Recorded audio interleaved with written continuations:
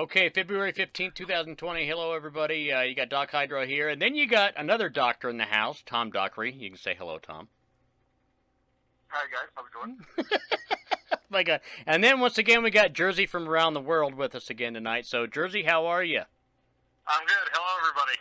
Okay, so now, I guess before we get into what we're going to talk about, one of the things that I thought was kind of interesting was when you were last talking to me about one of the other assistant chiefs, and was kind of interested in doing some talking, had some things going on, kind of agreed with what I was trying to do and whatnot, and seems to have a little bit of interest.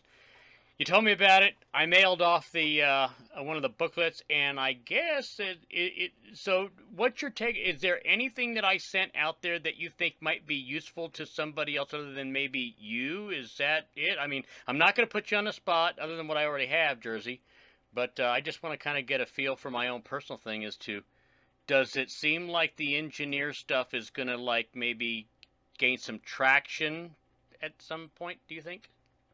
I'm hoping it does. I know the chief that I sent that stuff to in Jersey City, he appreciated getting the booklet. He reviewed it. I guess he sent it off to some of his this chauffeur trainee program so they could have the reference guide during a class if they was putting one on. Okay. So it sounds like, again, a lot of the old school formulas that you used is now, like I said, he's trying to bring them back so that they can plan that out for their contingency plans in the metro area. Well, that actually sounds like pretty good news, because that's when we first talked. That was information that you did not tell me the first time. And like I said, I know that in the beginning when we were talking, Jersey, you were saying like, well, it's got to go through PR. I was like, oh my God, PR. What did I do? Yeah. I was thinking, well, it's like, for him to come on the show, to come on the podcast, as it were, he needs to get permission from his PR people to do it because he's representing the city that he works for. So right. The Jersey City Fire Chief, then, Jersey. Your gauge and take on this is that if I'm trying to read between the lines here, and from 3,000 miles away, it's kind of tough to do it. But it seems like there was probably something fresh that he saw that basically was utilizing the same industry standard structure formula from the other side of the coin that would be able to still provide them a benefit. Yes.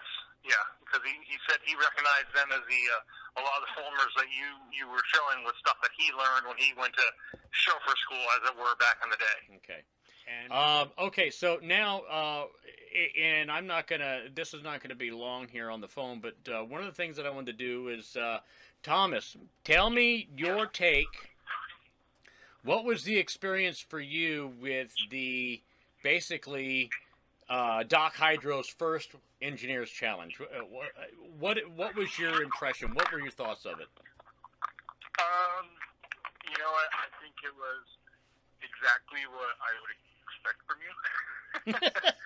Okay. I think I would get that from a lot of people.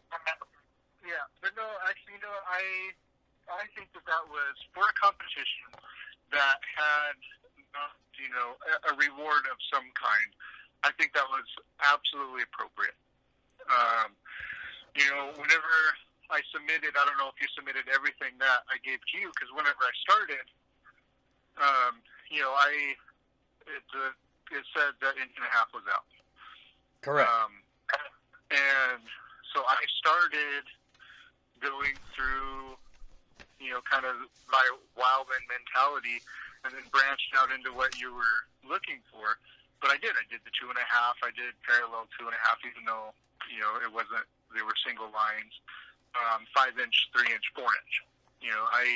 And like I said, once I got into it, and it was more, I got absorbed into the challenge of it. I said, okay, I know what my effective gallons per minute is for the helicopters. I figured that part out. Now getting to play with it with the different size hoses. I think that was perfect. That wasn't, nothing in that scenario was handed to me. And I liked it. I really enjoyed it. It was extremely challenging, and it brought back a lot of math that I haven't used in a while, but I believe is important.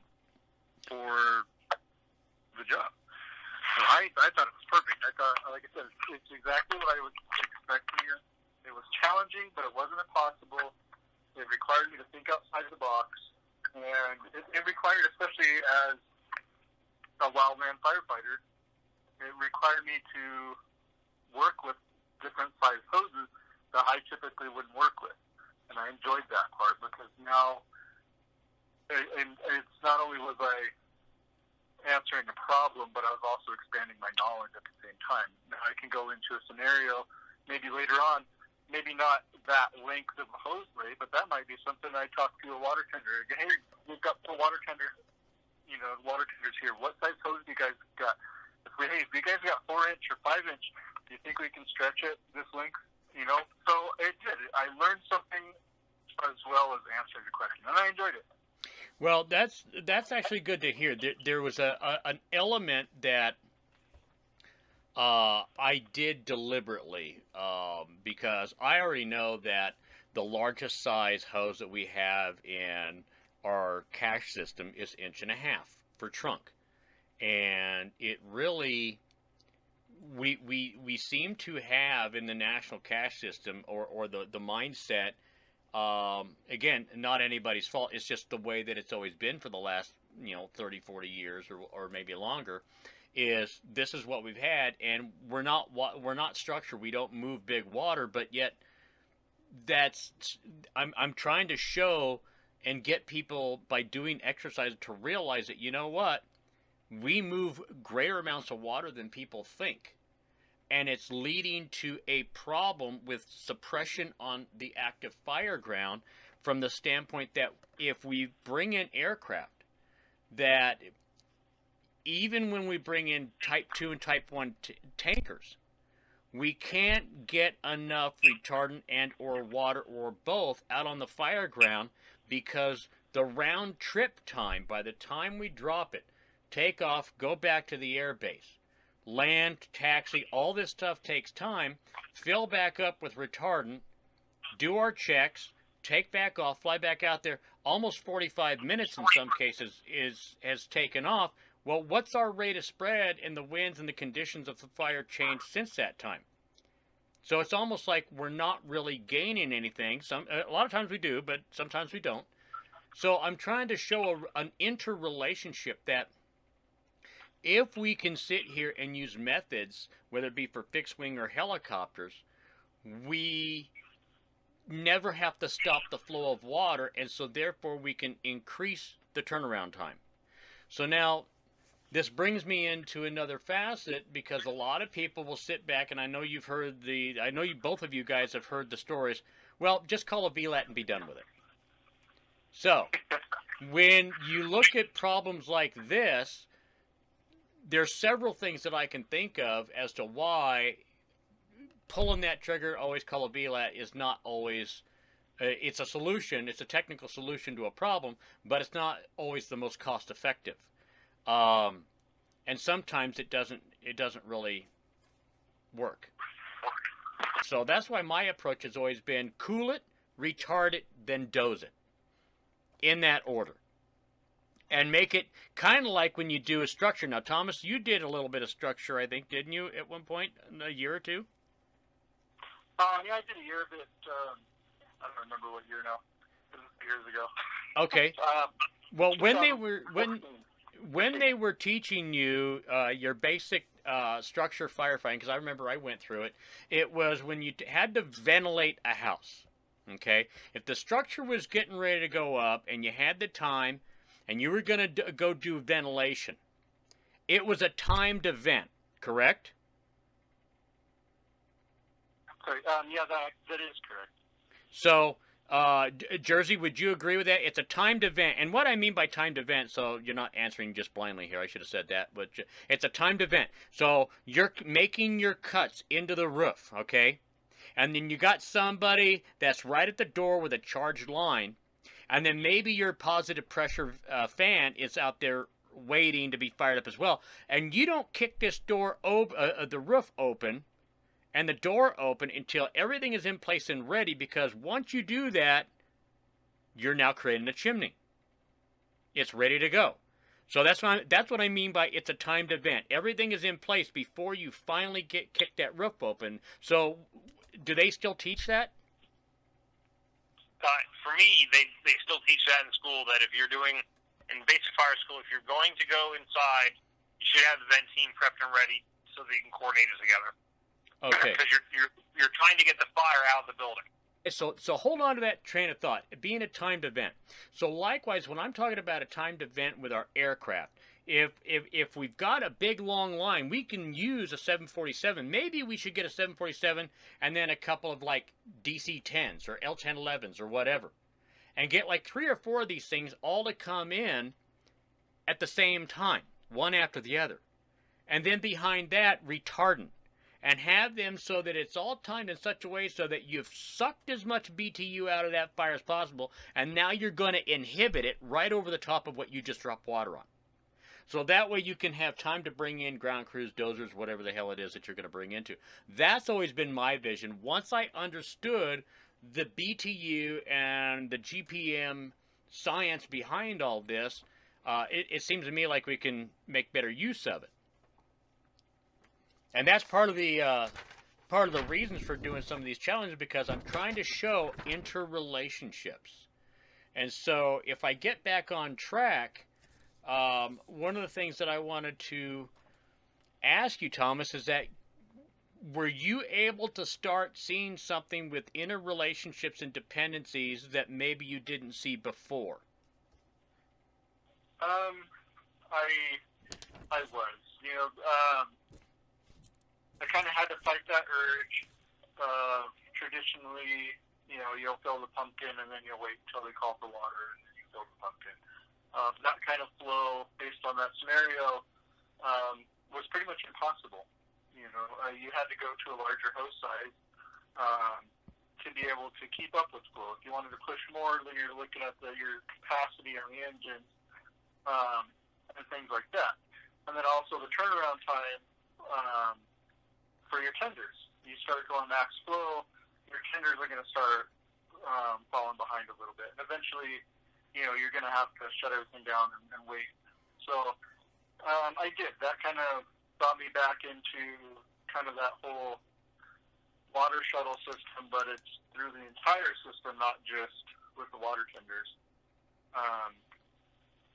And that's not something, like I said, typically as an engine, even if we're pumping hose leads, usually we're pumping to a nozzle, they're going to turn the nozzle on and they're going to turn the nozzle off. So we're trying to get maximum pressure to that nozzle and what they're going to need at the time they're going to need it, instead of a sustained flow. So that actually opened my eyes a little bit to a different way of thinking that I just don't normally do. Jersey, your take? So now again, supporting aircraft operations here in the East, it's most of our stuff is done by, of course, buckets. We don't get to put out the pumpkins that often. So, of course, it's probably it's easier to just call tenders in to support our operations right away. Out West, it has been that, again, the waiting game because of the my experience has been the initial attack IC hasn't gotten the proper water supply to keep them fed. And, again, like you said, we slowed up on that, on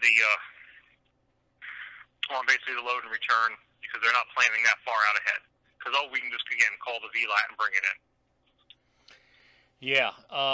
So I think and that's kind of where I was going with the challenge, and that's where I think all of my challenges that I come up with, or even if you've got one that you come up with, Jersey or Thomas, is I want the challenge to be to the point to where it creates and fosters an awareness that there's an interrelationship to everything. In fact, one of the interrelationships that I saw several years back, which is why I could, and I would never say it because I was always trying to get people to think of it themselves, and they really don't. Especially for us with helicopters and seats, think about it this way. They've got a fuel cycle. So they can only spend so much time cranking up the rotors, hovering over a dip site, making a trip to a fire. They might hover, do a spot drop or whatever, or they could do a running drop, whichever one, and then they come back, okay? Well, every time they hover, they're burning up fuel. Every time they take off, loaded in the wind, they're burning up fuel. So a lot of people would also say, well, instead of doing all that stuff, just fly over to the pond. Well, it might only be, let's say, 5 nautical miles difference or longer round trip for each trip. But that each trip might equate to an hour's loss of fuel, which means that they lose more time in the course of the day in the longer scheme of things, in the bigger scheme of things. So the more time that you can have on station is the more effectiveness. And so that's where I was really trying to go and corral people with this particular scenario, or anytime we're working with helicopters, because if I can make it to where they travel just the calculated distance and not too quick and not too far, everything is now made streamlined and efficient. So therefore, they can stay longer on station. In other words, they get more water out in less time. That's the goal. So that's where I was going. So I was kind of hoping that you were able to see that a little bit. Yeah, no, I was able to pick that up. Go ahead, Jersey. And no, sorry. Go ahead, No, Jersey. I was picking up what you're putting down with there, just because again, it's that on-scene time. It's getting the fuel factor, and it's also utilizing the apparatus, not apparatus, the aircraft for the incident that much more effectively. Copy that. Thomas? Yeah, and I agree. And I enjoyed that part of it. Like I said, that's not something that we typically focus on. If we're calling aircraft, and that's one of the things I enjoy about what you've been trying to accomplish is to try and change that thought process. A lot of times you will hear, well, there's a dip site, but it's 5 miles, past ICP. So you have the aircraft making these huge long runs instead of supporting them. And so this kind of stuff, it's kind of changing the way it's thinking, of utilizing all of your resources effectively. And I enjoy that part. And I also think there's another important part of it is, and I wanted to throw this out there, we talked about there's this whole global warming thing. Whether you believe in it or not, it doesn't matter. But we know that fires are becoming more intense. There's a lot of dry fuels out there, things like that. That's true. And we're fighting fire. We have these fire management officers, and even line officers who want to fight fire the same way that they did in the 80s and 90s, early 2000s. And that's just, as these fires are getting larger, more intense, and we're getting more fires, we have to start utilizing our resources more effectively, and we need to start thinking outside of the box. Maybe having, a couple thousand feet of 3-4 inch hose at the cache isn't a bad thing. Are you going to use it on every fire? Absolutely not. But would it come in handy? Would it be a benefit on some of these, timber fires and things like that? Absolutely too. I think we need to start. We recognize that these fires are demanding more of our resources, but we're not adapting as quickly as we should. Departments in Jersey, correct me if I'm wrong, but you don't see too many guys running into buildings or going on the going on the seaside or whatever side of the house, or make an entry with an 1.5 inch hose anymore. And the reason for that is that a lot of times you got so much BTU being generated that a single 1.5 inch is not going to absorb the amount of heat that you've got coming at you. No, again, my volunteer company, our protocol is still the first line through the door is still 1 3/4 inches. However, the second line is always a 2.5, just for that reason, because you can kind of, at least it gives you that water to do the attack and maybe get the venting going. But the 2.5 is the only nozzle that seems to be really doing, or only attack line that's really starting to hit the modern elements of structural firefighting. Like there's a lot of heat coming out of those houses. It's bad now. There's no hiding from it. You got 2 minutes of survivability if you don't have water with you. Well, and like I said the last time, if you just do the basic math real quickly, I can tell you right now that on a 2.5 inch attack line, flowing 250 gallons a minute, which is the industry rule of thumb, as we all know, if we assume a BTU per pound thermal capacity of 1125, just assuming a ballpark figure, it's going to be between 1115 and 1130, usually on average, the thermal capacity of water per pound of water, or per gallon of water, I should say. So it usually, yeah, per pound. So I just did a quick estimate of 1125. That's 2.3 million BTUs per minute. Back that up with another inch and 3/4, you're just a little over 3 million now.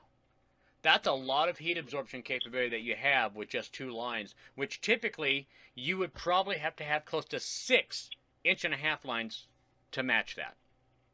Yeah. I'm thinking what we need to do now is come up with an idea for the next challenge. And I've got a couple, but I think it would be kind of good to maybe come up with something a little different. And the reason I'm thinking about this way, guys, is because it's what we've always talked about. Well, you're a national resource. You could be called up to go anywhere. And I can't remember, but I think, Thomas, it was you that was telling me that you guys were on a fire, I want to say, in California at some point, to where they were doing basically almost what I'm talking about, except for instead of going into a pumpkin or something, I think they were going into engines or whatever. But it was a relay operation, but nobody knew how to really do it. Was that correct? Was that you, Thomas, that was on that? Yeah, it was. That was. So paint that picture for the folks that are going to eventually listen to this. Why you feel that, outside of me and Jersey flapping our yaps all the time as to why hydraulics support, but tell me your experiences of what you experienced with the whole situation down there, and why you think hydraulics should be taken more serious than what it is. Yeah, I'm sorry about that. I had some difficulties. Well, and the importance was, this fire was actually close to a town, and they called in federal resources, and it actually came from the division supervisor's mouth himself. He said, "I'm glad you guys are here. We wanted, we've been ordering federal resources, and nothing against contractors, but this is what he stated, was, we wanted federal resources because you guys do this for a living, and we need to get this hose lay set up to support this burn operation because this fire keeps blowing up on us. And so we need to get this thing under control. We need to get this burn operation done. So we need to get this hose lay in first because we have to be able to light it off and then obviously mop it up directly afterwards. We can't leave this thing hanging." So that was from his mouth. And then the issue was, I think it was 2 miles long. We had a Type 3, a Type 4, and a Type 6. And it was a scenario he told us, is I can get you guys anything you want, anything you need, just let me know. But I have, I think he said he had 3 water tenders, but the catch was, is the only thing you guys don't have, you can't order, is it's U3. It's the Type 3, the Type 4, and the Type 6. I can't get you any more engines. So this is the length. Oh, well, God, I couldn't have planned this scenario out any better. And pretty much the way it worked, we decided based on the abilities of the engines, is we had the Type 3 at the bottom, and that, and it's been a few years. I don't remember exactly what what the head pressure was and all that. I just know the distance. I was in the Type 6. We were at the very end of the mile-long lay, and then we had a mile beyond us. And we kind of had a small saddle, and then it dropped off beneath us. And so we decided, based on the capabilities and the tank, that it was best to have the Type 6 there because then we could gravity feed off the Type 6. And so we didn't need a lot of pressure to push. And so you were going to use the elevation as your pressure, yeah. Exactly. And then what we did is, because of the distance and the topography, is we decided it was best that the Type 3, we staged 2 6,000-gallon pumpkins at each engine. And so we told them this is based on the capabilities. So the first hoseway was from the Type 3 to the Type 4. And then once they had supported that burnout operation, they would fill up the 2 pumpkins, and then that Type 4 could then draft to fire all the way up until then they would fill our pumpkins, and then we could draft to fire to finish it off. And they told them that that's really the only way, and it was because the Type 3 was at capacity pushing up to the Type 4 just to fill those pumpkins. So to give any kind of a boost of pressure over what the 4 would have needed, they weren't capable of doing it. So that was the only way for us to even get remotely close to being able to pull it off. But we did. We pulled it off and we were successful. And even at one point, towards the end of the operation, is we would just open up the line and just gravity feed off the Type 6, and then we had the hotshot crew at the very bottom yelling at us to turn on the pressure. And we told them, that's not us, that's gravity. We just grabbed the bed, I think. I said, just hold on, guys. You just have to hold on to the nozzle, because that's, yeah. And then we just ended up, they could gate down the Ys further down the hoseway and reduce pressure that way, so they didn't have so much water pushing on that nozzle. But still, that was the only way to overcome it. But the problem with that also was the Type 4 and the Type 6 were obviously federal. The Type 3 was a structure. And the Type 3, he was the one that was able to look at it and do the math and figure it out. And that's whenever my eyes kind of opened. One was the pressure that's put on us as federal resources to perform, and then how we're viewed as federal resources, as professionals. And so we're viewed as being able to, or we already have that knowledge, and then to go in there and not have it was kind of a slap in the face. Yeah. Well, I certainly think that with guys like you in Jersey, and then having the local support of the hydraulics and the teaching and the methodology, eventually it will go out, and the benefits and the capabilities, and that's kind of my mantra and drum that I try to beat is, let's look at this from a capability. We can enhance our capabilities greater, without even, we can take greater capability of our equipment that we already have. We don't necessarily need to be ordering more expensive equipment with bigger pumps and everything else. What's the point if you don't know how to calc it out to begin with? Well, exactly, and it's not even enhancing our abilities. It's just using what we have effectively.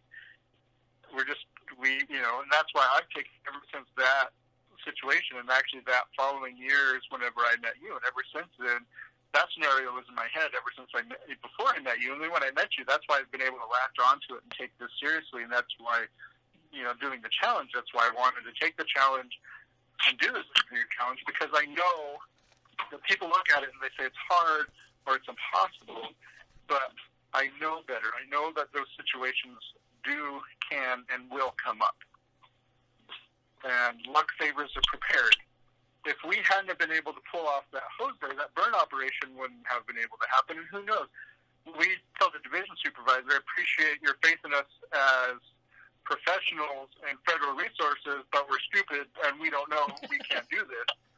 And then what happens? You end up in staging for the rest of the assignment, or you get demoted. Who knows what the outcome could have been if we had not been lucky enough to have somebody there that did have the knowledge. Because that's why we were there in the first place. And he told us, I wanted federal resources because I know you guys know how to do this. I was like, oh crap, well, he does. So, and ever since then, I've taken it seriously.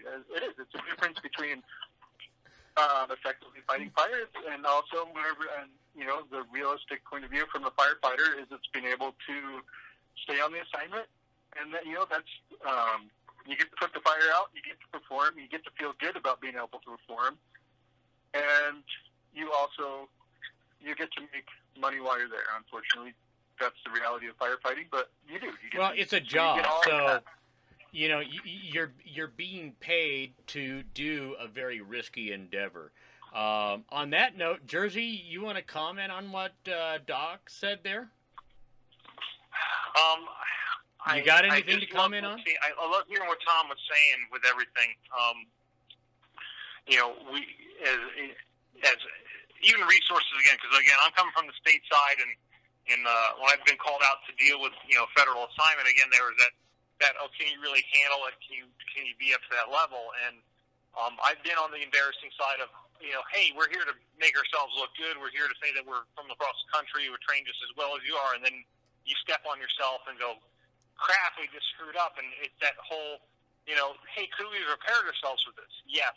Are there methods to, again, we fall back on, what's the old expression? We don't rise to the occasion. We fall back on our training. And again, if we don't prep ourselves properly, like again, right now in the off season, we're not going to be able to function better on the Fireground or on the incident down the road. So again, I just want to reinforce what Tom was saying there by practicing and doing what we preach and being ready to adapt to those situations. It's the only way as can we look at our professional demeanor, and then as going back to what we said earlier tonight too, fires are not getting easier. I remember being a grunt firefighter, rookie coming in year 2000, hearing about in the next 50 years the Earth's going to warm this much more. And again, I don't know what people believe listening or whatever, but I remember hearing that the Los Alamos fire in early 2000s. This fire is going to be the norm of the future. It's never going to be like that, and we're not prepared. We're still going off the stuff from we just caught on 20 years ago. And again, there's two things that we hate in the fire service: when things change and how we currently do things. So yeah, that's true. Exactly. Huh? We hate both of them. But if we don't prepare ourselves and really think outside the box, really get ourselves dialed in. Again, we're in the hazard world now. Fires are getting worse. We have to be thinking the bigger picture items and learning just the simple basics of, hey, could a Wildland Type 3 engine have to support a structural fire, because their engine might go down? Yeah, that could happen, So, we could be in a warehouse fire in the middle of nowhere, or hey, it's all gone. California finally had the earthquake, and now we're in lower, the San Fernando Valley, where we never thought we'd be, but we're here because the community called us in. So, having the extra knowledge base and being ready for those type of events is where we got to be. Yeah. Well, one of the things that I have to say is that I don't have you and Thomas have got a few more quals under your belt than what I've got. But one of the things that I think we could all agree on is that at some point you're going to be in an area to where you're not going to have aircraft to save your backside. Period. Yeah. And if you don't take the knowledge of your apparatus seriously, and something fails, you're not going to know how to overcome it to still get water. Yeah. Also, you do yourself and your fellow firefighter and the community that is expecting you to show up, you're doing everybody a big disservice by not taking it serious, because if something happens and all you know is your particular apparatus and you don't know what general apparatus should be capable of doing, you're not going to know what to pull in when things go south. Yeah. So I think on that note, I think that's really what I wanted to do, and I wanted to finally get you two together on here to see if there was going to be agreements or disagreements or whatever, different points of view and whatever. And it seems like we're all in pretty much the same point of view here, which is we really need to raise the awareness and the training methodologies of better Fireground hydraulics. And it's like I said to you the last time, or a couple times, I think it was the first time we did this, Jersey, which is even I will not do these calcs with a pen and paper and a slide rule every fire I go on, and they need water. But I also said the reason for that is because after doing it for 12 years, I no longer have to. Yeah. That's the difference. And a lot of people go, oh my God, well, I'm not going to take that time. That takes forever. It's like, wait a minute. And this is one of the things that me and the dozer guys talked about before. It's like, look, if you get yourself, maybe you guys agree, because I'm curious of Thomas's thoughts too on this, but my take is if you get yourself to a situation where you don't have the time to spend 5 minutes to pull out a notepad, get your slide rule, and go, okay, can my engine get water to that point because the fire's moving that fast and you're too close. You probably should disengage where you're at and move to a different location if you're under the gun. I mean, that's my thinking on it. I'll let you guys tell me what you think. We can start with you, Thomas. I agree. If you don't have the time to perform some calculations, and if you just need to wing it, then you're in the wrong spot. That's one thing that everybody has to remember about wildland firefighting is we get carried away. We think we need to engage. We have to take those risks, and because we get carried away and with that kind of hero mentality, because it's the only natural disaster that we can go to war with, and so we have that. We can fight this. We can do this. We need to do this. And no, we don't. We need to. Especially urban interface. We have a right to protect our resources and our people, but we have the responsibility to do it properly, effectively, and safely. So if you don't have the time to do the math, then you are in the wrong spot. And what good? And if that fire is going to blow up in 5 minutes, if you don't have 5 minutes to do the math, what good is you acting like an idiot and blowing up your pumpkin and do it anyway? How good is it going to do if you come up with this plan and you throw the hose out and come to find out you can't get water to the end of the nozzle because you can't overcome head pressure? So I don't understand. The argument we don't have 5 minutes. It's a baseless argument. But you've heard. I'm not the only one. You've heard it said too, right? Yeah, and I have seen it. I've seen it where you don't get water at the end of the nozzle, and it's just there's more pressure. I'm getting all the pressure I got. No more water, and turn it up. And then by then the fires move on, or you get something where the hand crew comes walking past you and looks at you like you're an idiot. Jersey, I got to stop you a minute. Jersey, I'm trying to hold my composure here because I've seen this so many times. Have you seen this? I've seen it once or twice, yeah. Thomas, you should have gone into stand-up comedy. You could give Jeff Dunham a run for his money. Yeah. No, I've seen it once or twice, yeah, just a little bit. Yeah, and it's true. Learn the math, learn the science, do the job, do the work, and you'll be able to fight fire effectively. And when it comes to the end of the day, it also means, because we got to remember, we're not the only ones that we're trying to impress. When you put that fire out, and you do it safely and effectively, you can go back to that management officer, duty officer, the district manager, the forest ranger, whoever it is, and you can say, okay, fire's out. We got it. Yeah. That's where you're going to succeed, because that's our other priority is we have those managers, those land managers, that they really don't care. It's that same thing. It's that division supervisor. You guys are professionals. You guys know how to do this, correct? They're not teaching us math. They just expect that we know how to do it. That's why they hired us in the first place. Yeah, no, to back up what Tom's saying there, I just got done doing, 520 this week, and, it comes down to that point when the people I was training with. Well, wait a minute. Hold on a minute, Jersey. Explain exactly what 520 is to a lot of folks that may not be in fire. All right, so those who are not in fire, I just going through the Complex Incident Management course, or CIMC, and the Fed side is called S520, which is pretty much the Type 1 Incident Management Team, basic training, and it's like the Army War College for Incident Management. Okay. And that's the best layman's term I could compare it to. And it was a rough week. We were doing 14-hour days, and and again, I enjoyed my role as an IC going up the chain and upper level thought process. But the same thing is, like, again, like Tom was just saying here, when you get to that certain point of operational leadership, you expect people to know what they're doing. And again, I know the price of doing business.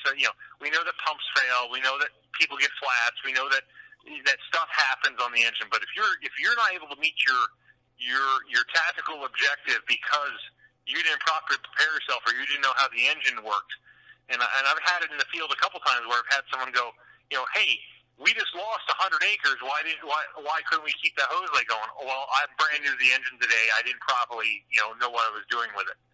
Okay, that's an excuse I don't want to hear, because you had time on the way before you left your station to get oriented to it. You had time, if you had to pull over a staging area, talk to the crew about things. That's not an excuse. You should have known before you pulled up to operationally engage. Because again, it's not only safety of the success of the incident, but the safety of the crew, the safety of yourself as an operator. You want that water to be flowing, and to meet that objective. So. Going through this past week, some of the sim injects that we were given was basically that type of thing. Oh, they're saying they can't do it. Well, why? And then you had to go figure out what was going on, and it comes down to but you're relying on folks, the ground, the people choking the smoke, eating the dust, that they can perform the duties assigned to meet the overall bigger objective. And so guys like me, when I go to I'm at the incident command post or on the team going, they know what they're doing out there. I'm not worried about it. They just need to meet this point by the end of the day, and I know they're going to, because they're trained firefighters. And when all of a sudden we get the gut check too, it's like, how can we trust this group of engines? Well, they came in, they said they could do this job, and then we found out they couldn't. And that's embarrassing egg on the management side, on the unit that sent the resources side, because hey, look, you said you could do it, they couldn't perform. Now again, you have egg on your face, and it's hard to come back from that.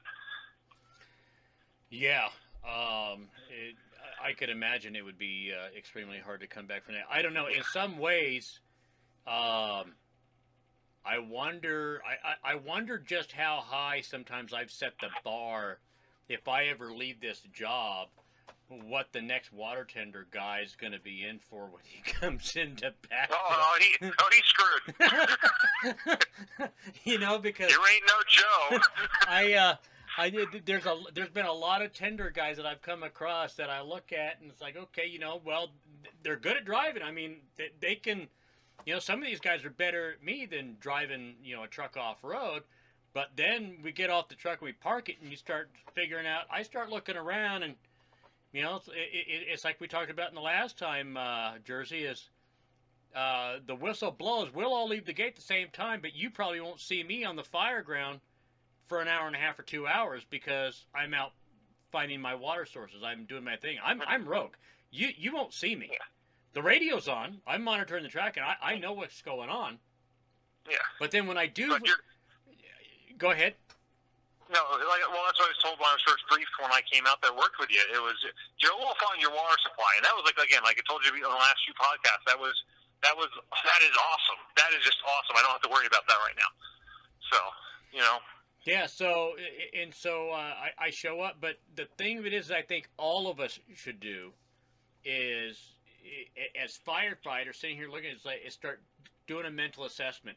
I think we can probably start doing a better job of training not just the lead, to be the engine operator on the engine, but your rookie coming in needs to be getting that hands-on training as to basic hydraulics as well. Maybe not to the nth degree that I take it to, but having the familiarity with, look, this is what this pump will do. It will flow X number of gallons a minute, and it will do so up to this pressure through this many thousand feet of hose, and up through this feet of head. And he should at least have that knowledge as to, by looking at a hill and say, hey, you know what? Having his engine captain or his qualified E-Nup going, you see that hill right there in front of us? From right here where this engine's parked, can we pump water to that? He should be able to look at it in time and go, yes or no. Yeah. And they'll never get that way if I feel if we don't start having management teams recognize the importance and start pushing it. So that's kind of where I'm at with it right now. No, I totally agree with you. So on that note, I'm gonna go back, and I'm probably gonna be laughing my rear end off on this one, Thomas, because that last section you went hog wild. That was some funny stuff. That was good. That was good. Any final quotes or statements or anything like that before we hit the stop button here? No, I just think going forward, though, more of these challenges. I enjoyed it. I embraced it. I would hope that more people do so, because you can and will use it. Okay, that's good. On that note, Jersey. Jersey, I think something that would be good, if it's possible, if you can do it, allowed to do it or whatever, I don't know, check into it for me and try to get it to me as soon as you can. And that is like maybe some maps of the area, maybe some fires that you had, or maybe your problem area. Okay, that maybe you guys. I can do that. I can do that. Yeah, there's something that you guys have looked at and go, you know what, we get a fire here because every town in America's got one of those areas. You know, oh my God, we got a fire in here. I don't know what the hell we're gonna do. One of those types of things. And let's throw it up as a challenge and see, you know, what Thomas can come up with next. You know, I mean, maybe up the ante a little bit. I don't know. Maybe getting a pair of range-finding reticle binoculars or something. I don't know. But we can definitely do something and maybe try to push the upper echelons to take on and sponsor or do an engineer's challenge and say, hey, look, you know what, this is what we're going to do. And or maybe it could be something like, hey, you know what, lunch for the engine crew that beats it, you know, or whatever. I don't know. But on that note, I think I'll bid you guys good evening.